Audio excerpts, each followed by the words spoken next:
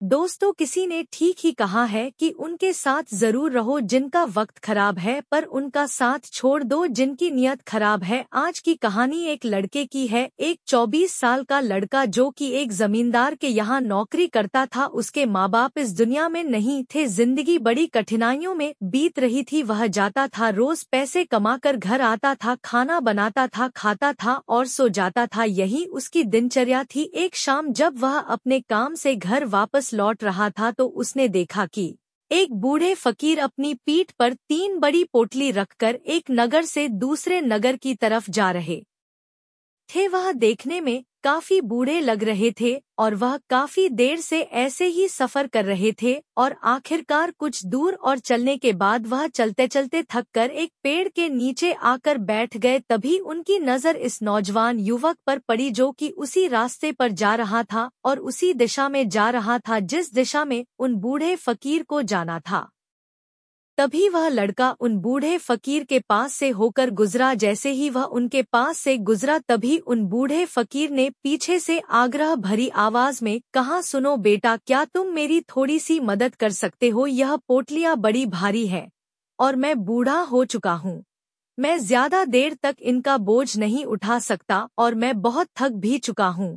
तो क्यों ना तुम मेरी एक पोटली को उठा लो और इसे उस दूसरे गांव तक पहुंचा दो। इसके बदले में मैं तुम्हें 2 सोने के सिक्के दूंगा। वह लड़का उन फकीर की सारी बातें सुनता है, फिर उनसे कहता है, कोई बात नहीं बाबा, मैं आपकी मदद करने के लिए तैयार हूँ। बताइए आपको कहाँ जाना है? ऐसा कहते हुए उस लड़के ने उन फकीर की एक पोटली उठा ली और उसे अपने कंधे पर रख लिया। जैसे ही उसने पोटली को कंधे पर रखा उसे आभास हुआ कि यह पोटली तो सच में बहुत भारी है। फिर वह लड़का और वह फकीर रास्ते में आगे की ओर बढ़ चले। कुछ देर तक चलने के बाद देखते ही देखते वह गांव खत्म होने लगा और अब एक सुनसान रास्ता आगे की ओर जा रहा था। वे दोनों अपने रास्ते पर होकर आगे की ओर बढ़ रहे थे। जब वे भीड़ से पूरी तरह से अलग हो गए तब वह लड़का उन फकीर से कहता है कि बाबा, इस पोटली में आखिर ऐसा क्या रखा है जिससे यह पोटली इतनी भारी है? इस पर वह फकीर बाबा जवाब देते हुए कहते हैं कि कुछ नहीं बेटा, बस इसमें कुछ तांबे के सिक्के भरे हुए हैं, इसीलिए यह इतना भारी है। उन फकीर की यह बात सुनकर वह लड़का मन ही मन सोचने लगा, लगता है यह बाबा जरूर कोई व्यापारी है, तभी तो इतने सारे तांबे के सिक्के साथ लेकर चल रहे हैं। लेकिन तभी उसके मन में एक विचार आया, मुझे इन सब से क्या मतलब, मुझे तो सिर्फ इस पोटली को दूसरे गांव तक पहुंचाना है। जैसे उसके मन में यह विचार आया, उसने तांबे के सिक्कों का ख्याल अपने मन से निकाल दिया और मस्त होकर मार्ग में आगे की ओर बढ़ने लगा। चलते चलते कुछ और समय बिता और वे दोनों एक नदी के किनारे आ पहुंचे। वह लड़का काफी हट्टा कट्टा था और काफी चुस्त और तंदुरुस्त भी था, इसीलिए वह बिना ज्यादा सोचे उस नदी में उतर जाता है। परंतु वह फकीर अभी भी किनारे पर ही खड़े थे। यह देख वह लड़का उन फकीर से कहता है, क्या हुआ बाबा, क्यों रुक गए? आइए, हमें इस नदी को पार करना होगा, तभी तो हम उस गांव तक पहुंच पाएंगे। इस पर वह फकीर उस लड़के से कहते हैं, मैं जानता हूँ बेटा कि हमें यह नदी पार करनी ही होगी, पर जैसा कि तुम देख ही रहे हो मैं अब बूढ़ा हो चुका हूँ, इसीलिए यह दोनों पोटलियां एक साथ लेकर यह नदी पार नहीं कर सकता। इसमें अगर मेरा पैर फिसल गया तो फिर मैं आगे का सफर कैसे पूरा करूँगा? क्या तुम मेरी एक पोटली और ले सकते हो? मैं तुम्हें इसके बद भी 2 सोने के सिक्के और दूंगा। इस पर वह लड़का मुस्कुराते हुए उन फकीर से कहता है, बाबा, अब आप मुझे शर्मिंदा कर रहे हैं। अगर आप मुझे सोने के सिक्के ना भी दे तब भी मैं आपका कार्य अवश्य करूंगा। मैं आपको उस दूसरे गांव तक अवश्य पहुंचाऊंगा। इस पर वह फकीर मुस्कुराते हुए कहते हैं, बेटा, तुम तो बड़े ही भले आदमी मालूम पड़ते हो। इतना कहकर उन्होंने वह दूसरी गठरी भी उस लड़के को थमा दी। जब उस लड़के ने वह दूसरी गठरी अपने कंधे पर रखी तब उसे यह गठरी भी बहुत ज्यादा भारी लगी, किंतु उसने वहां पर कुछ नहीं कहा। जैसे तैसे उन दोनों ने वह नदी पार की। नदी पार करने के बाद बातों ही बातों में उस लड़के ने उन फकीर से कहा, बाबा, आखिर इस दूसरी गठरी में क्या है, क्योंकि यह भी बहुत भारी है? इसका उत्तर देते हुए बाबा कहते हैं, बेटा, इस गठरी में चांदी के सिक्के हैं, इसीलिए इस गठरी में भी काफी वजन है। उन फकीर की यह सारी बातें सुनकर अब उस लड़के का दिमाग तेजी से काम करने लगा था। वह सोचने लगा, एक गठरी में तांबे के सिक्के हैं और दूसरी में चांदी के। ऐसा लग रहा है जैसे यह फकीर बाबा बड़ी दूर से आ रहे हैं और इन्होंने अपनी सारी जमीन जायदाद बेचकर यह सिक्के इकट्ठा किए हैं, इसीलिए तो यह इतना धन साथ लेकर चल रहे हैं। लेकिन वह लड़का उन फकीर बाबा से कुछ भी नहीं कहता और वे दोनों चुपचाप मार्ग में आगे की ओर बढ़ते चले जाते हैं। कुछ देर चलने के बाद आगे फिर एक सुनसान रास्ता आता है। उस सुनसान रास्ते पर आते ही उस नौजवान लड़के के मन में तरह तरह के विचार उठने लगे। वह सोचने लगा, अरे यह तो सुनसान रास्ता है, अगर मैं यह सिक्के लेकर यहाँ से भाग जाऊं तो यह फकीर भला कब तक मेरे पीछे भागेंगे। मुझे नहीं लगता कि यह मुझे कैसे भी पकड़ पाएंगे और यहाँ कोई है भी नहीं जो इनकी मदद कर पाए। और वैसे भी यह बहुत सारे सिक्के हैं, मैं इनसे एक अच्छे दुकान खरीद सकता हूँ और खुद का व्यापार भी शुरू कर सकता हूँ। और वैसे भी यह बूढ़ा फकीर अब इस धन का क्या करेगा, इससे अच्छा तो मैं ही इसे ले लेता हूँ। वह लड़का यह सब सोच ही रहा था कि तभी उसे खुद पर आश्चर्य हुआ, अरे मैं यह सब क्या सोच रहा हूँ। यह फकीर बाबा ना जाने कहाँ से आ रहे होंगे और ना जाने कितनी मेहनत करके इन्होंने यह सिक्के इकट्ठा किए होंगे। मुझे इनका फायदा नहीं उठाना चाहिए, नहीं नहीं, मुझे ऐसा नहीं करना चाहिए। उसने कुछ देर के लिए तो अपने मन के विचारों पर काबू पा लिया, किंतु कुछ देर बाद देखते ही देखते उसके मन के लालच भरे विचार उस पर हावी होने लगे। वह लड़का 2 पोटलियां लेकर उन फकीर के पीछे पीछे चल रहा था। कुछ दूर और चलने पर रास्ते में एक पहाड़ी आई। उसे देख वो फकीर बाबा उस लड़के से कहते हैं, बेटा यह पहाड़ी मैं नहीं चढ़ पाऊंगा, मैं काफी बूढ़ा हो चुका हूँ और मेरे घुटनों में भी दर्द रहता है। यदि तुम मेरी यह तीसरी गठरी भी ले लो तो मैं तुम्हें 2 सोने के सिक्के और दूंगा, लेकिन याद रहे इसे कहीं गिराना मत, यह कहीं खुल ना जाए। यह बात सुन वह लड़का उन फकीर से कहता है, क्यों बाबा, आखिर इस गठरी में ऐसा क्या है। इस पर वह फकीर उस लड़के से कहते हैं, बेटा इसमें सोने के सिक्के हैं। यह सुन वह लड़का मन ही मन बहुत प्रसन्न हुआ। उसने चुपचाप वह तीसरी गठरी भी उन फकीर से ले ली और दोनों बिना कुछ बोले आगे की ओर बढ़ चले। अब वह फकीर बिना कोई वजन लिए आराम से पहाड़ी के चढ़ाई चढ़ रहे थे, लेकिन वह नौजवान लड़का जो कि पीछे था वजन के कारण बहुत धीरे धीरे चल पा रहा था। लेकिन जब से उसने सोने के सिक्कों का नाम सुना था उसका मन तो छलांग मार रहा था। वह मन ही मन सोच रहा था कि अगर यह सारे सिक्के मुझे मिल जाएं तो मेरा जीवन तो बड़ी आसानी से कट जाएगा। वैसे भी यह फकीर तो बूढ़े चुके हैं, भला इन्हें इतने धन की क्या आवश्यकता, इनका जीवन तो वैसे भी कट ही चुका है। मैं एक काम करता हूँ, यह सारा धन लेकर यहाँ से भाग जाता हूँ।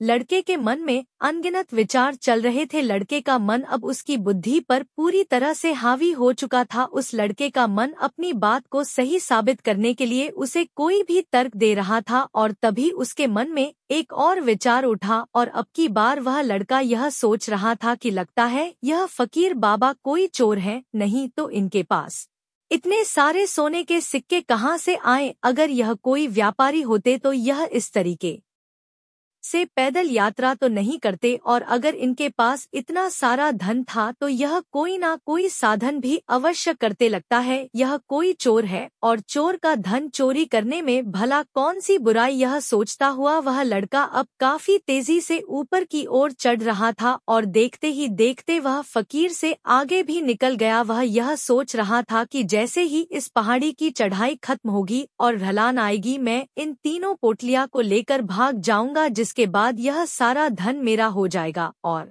मेरी गरीबी भी हमेशा हमेशा के लिए खत्म हो जाएगी। मेरे पास बहुत सारा धन होगा, फिर मैं जो चाहूंगा वो कर पाऊंगा। यह सब सोचते सोचते वह पहाड़ी की चोटी पर पहुंच गया और अब ढलान का रास्ता शुरू होने वाला था। तभी वह लड़का उन फकीर की नजरों से बचता हुआ तीनों गठरियां लेकर तेजी से भागता हुआ आगे निकल गया। अब उसे अपना शरीर बहुत हल्का महसूस हो रहा था, जैसे कि उसे उन तीनों गठरिया का वजन तक ना मालूम पड़ रहा हो। काफी देर तक दौड़ते भागते लोगों की नजरों से बचते बचाते वह सुनसान रास्तों से होता हुआ किसी तरह अपने घर पहुंचा। उसकी खुशी का कोई ठिकाना नहीं था। उसने सोचा क्यों ना मैं जल्दी जल्दी इन सभी पोटलियां से सारे सिक्के निकालकर उन्हें कहीं छुपा दूं। यह सोचकर जब उसने गठरी खोली तो पहली गठरी में उसे जंग लगे हुए लोहे के सिक्के मिले। यह देखकर उसे अपनी आंखों पर विश्वास नहीं हुआ। इस पर उसने तुरंत ही दूसरी गठरी भी खोल डाली। इस पर भी उसे जंग लगे हुए लोहे के सिक्के ही मिले। यह सब देखकर वह लड़का बड़ा हैरान हुआ। उसने मन ही मन कहा, आखिर यह सब क्या हो रहा है? उन फकीर ने तो मुझसे कुछ और ही कहा था। अब उसने वह तीसरी सोने वाली गठरी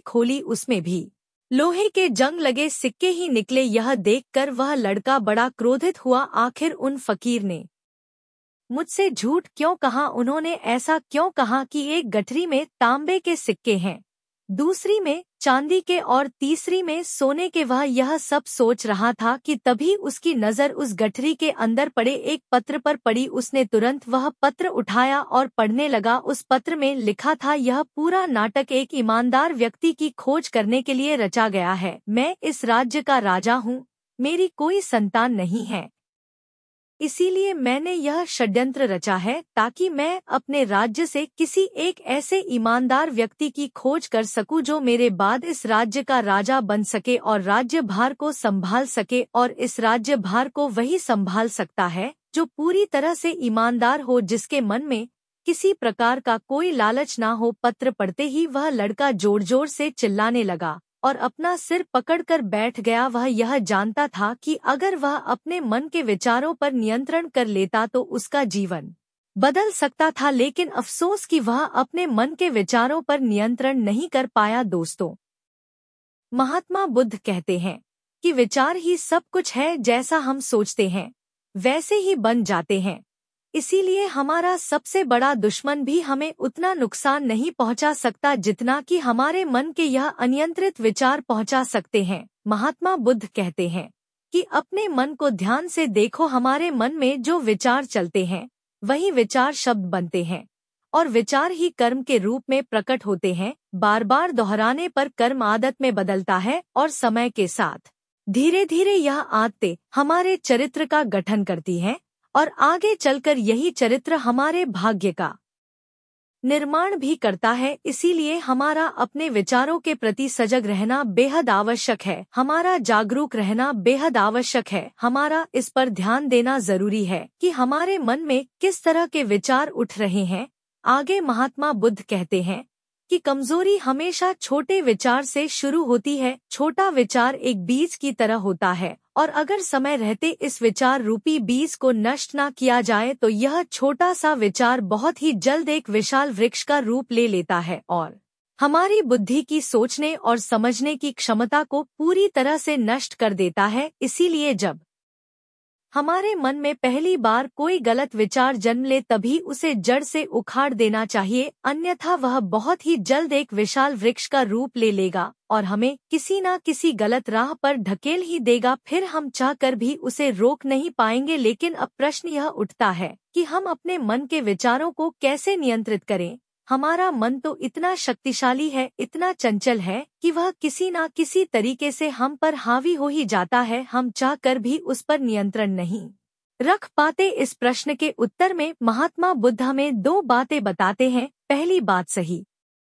इरादा विकसित करो। कई बार आपने देखा होगा कि आप बोलना कुछ और चाहते हैं लेकिन बोल कुछ और देते हैं, क्योंकि आपके मन के भीतर जो कुछ बसा हुआ है वही आपके मुख से बाहर भी निकल रहा है। लेकिन जब हमसे वह गलती हो जाती है तो उसके बाद हमारा मस्तिष्क अच्छी तरह से काम करना शुरू कर देता है। हम अपने सोचने और बोलने के प्रति सजग हो जाते हैं और इसी अवस्था में हमें एहसास होता है कि हमसे गलती हो गई है और फिर हमारा मन दुखी हो जाता है, वह पश्चाताप से भर जाता है और इस दुख और पश्चाताप से बचने के लिए महात्मा बुद्ध हमें सही राह विकसित करने के लिए कहते हैं। और ऐसा करने के लिए जब भी आप कोई कार्य करने जा रहे हो तो सबसे पहले आपको स्वयं से पूछना चाहिए कि जो कुछ भी मैं करने जा रहा हूँ, इसके पीछे मेरा इरादा क्या है। क्या मैं दूसरों को दुख पहुँचाना चाहता हूँ, दूसरों को नीचा दिखाने जा रहा हूँ, या मुझे दूसरों को और खुद को ऊपर उठाना है। खुद से सवाल कीजिए, खुद को सचेत कीजिए। जब आप इरादों के प्रति सचेत होने लगेंगे, जब आप विचारों के प्रति जागरूक होने लगेंगे, तभी आपके अंदर सकारात्मक ऊर्जा का प्रवाह होगा, तभी आप सकारात्मक इरादों से जुड़ने लगेंगे और आपके अंदर बैठी हुई नकारात्मक ऊर्जा और नकारात्मक इरादे दिन प्रतिदिन कम होने लगेंगे। परंतु स्मरण रहे, आपको यह हर दिन करना होगा और आपको हमेशा इस बात का ध्यान रखना होगा कि आपको केवल अच्छा सोचना है और आपके इरादे हमेशा सही होने चाहिए, तभी आप दुख और तकलीफों से बच सकते हैं। अन्यथा आप इसी तरह दुख और तकलीफों से घिरे ही रहेंगे और आप कभी भी इससे बाहर नहीं निकल पाएंगे। दूसरी बात, विचारों के प्रति जागरूकता विकसित करो, जिससे आपका मन धीरे धीरे शांत होने लगेगा और आपके मन में बसी हुई सभी नकारात्मक ऊर्जाएं, सभी नकारात्मक विचार खत्म होने लगेंगे और आप शांति की दिशा में आगे बढ़ेंगे। और आपको इसके लिए सिर्फ इतना ही करना है कि इस पल में जो कुछ भी घटित हो रहा है आपकी आंखों के सामने, आपके अंदर जो कुछ भी जैसा भी चल रहा है, बस उसे देखते रहना है। अपने मन के अच्छे बुरे विचार, अपनी भावनाओं और यादों पर बिना कोई प्रतिक्रिया दिए बस उन्हें देखते रहना है, जिससे आपके मन के सारे विचार देखते ही देखते खत्म होने लगेंगे। आपका मन खाली होने लगेगा। इसके बाद आप न केवल नकारात्मक विचारों से बच सकते हैं, बल्कि आप बहुत सी दुख और तकलीफों से भी दूर रह सकते हैं। इसीलिए तथागत बुद्ध कहते हैं कि जो स्वयं को देखता है वही सबसे बड़ा तपस्वी है, अर्थात जो अपने मन में चल रहे विचारों को सिर्फ देखता है और उन पर कोई भी प्रतिक्रिया नहीं करता, सिर्फ उन्हें देखता है और समझता है, वास्तव में वही अपने मन पर नियंत्रण भी कर सकता है और वही अपना जीवन सुखी और खुशहाली के साथ जी सकता है। इसीलिए यदि आप भी अपने जीवन को सुखी और खुशहाल बनाना चाहते हैं तो आपको अपने मन पर नियंत्रण साधना ही होगा, अपने मन में चल रहे विचारों के प्रति जागरूक होना ही होगा और अपने मन को खाली करना ही होगा। दोस्तों, उम्मीद है कि आपको इस वीडियो से बहुत कुछ सीखने को मिला होगा और वीडियो में यहाँ तक बने रहने के लिए आपका बहुत बहुत धन्यवाद दोस्तों।